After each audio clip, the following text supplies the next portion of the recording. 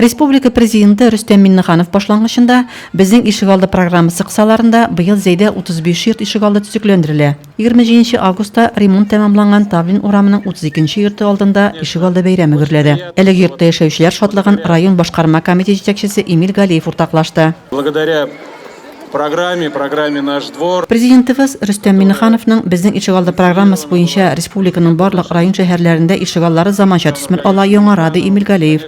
Тантанада ишегалдын төзекләндерүдә катнашучылар игътибардан читтә калмады. Бер төркем төзүчегә рәхмәт хатлары тапшырылды. По программе «Наш двор» Безнең ишегалды программасы буенча балалар мәйданчыгы, тротуар һәм юллар булдырылды.